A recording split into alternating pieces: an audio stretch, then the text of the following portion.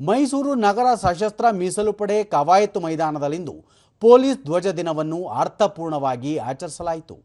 ಕಾರ್ಯಕ್ರಮದಲ್ಲಿ ದಕ್ಷಿಣ ವಲಯ ಐಜಿಪಿ ಬೋರಲಿಂಗಯ್ಯ, ನಗರ ಪೊಲೀಸ್ ಆಯುಕ್ತ ಸೀಮಾ ಲಾಟ್ಕರ್, ಜಿಲ್ಲಾ ಪೊಲೀಸ್ ವರಿಷ್ಠಾಧಿಕಾರಿ ವಿಷ್ಣುವರ್ಧನ್, ಉಪ ಪೊಲೀಸ್ ಆಯುಕ್ತರಾದ ಮುತ್ತುರಾಜ್ ಜಾಹ್ನವಿ, ಚೆಸ್ಕಾಂ ಎಸ್ಪಿ ಸವಿತಾ ಹೂಗಾರ್ ಸೇರಿದಂತೆ ನಿವೃತ್ತ ಪೊಲೀಸ್ ಅಧಿಕಾರಿಗಳು ಉಪಸ್ಥಿತರಿದ್ದರು.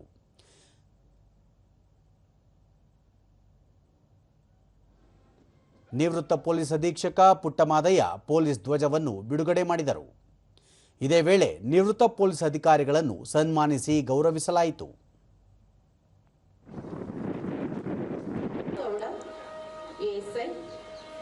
ನಗರ ನಿಷ್ಠಾಂತ ವಿಭಾಗ ಮೈಸೂರು ನಗರ 20 ವೇದಿಕೆಯ ಮುಂಭಾಗದಲ್ಲಿ ಬಂದು ಮುಖ್ಯ ಅತಿಥಿಗಳು ಜಿಲ್ಲಾ ಸಶಸ್ತ್ರ ಮೀಸಲು ಪಡೆ, ನಗರ ನಾಗರಿಕ ಪೊಲೀಸ್ ಪಡೆ, ನಗರ ಸಂಚಾರ ವಿಭಾಗ, ಮಹಿಳಾ ನಾಗರಿಕ ಪೊಲೀಸ್ ಪಡೆ, ಮೈಸೂರು ಜಿಲ್ಲಾ ನಾಗರಿಕ ಪೊಲೀಸ್ ಪಡೆ, ಕೆಎಸ್ಆರ್ಪಿ ತುಕಡಿ, ನಗರ ಅಶ್ವಾರೋಹಿ ದಳ ಆಕರ್ಷಕ ಪಥಸಂಚಲನ ನಡೆಸಿದವು.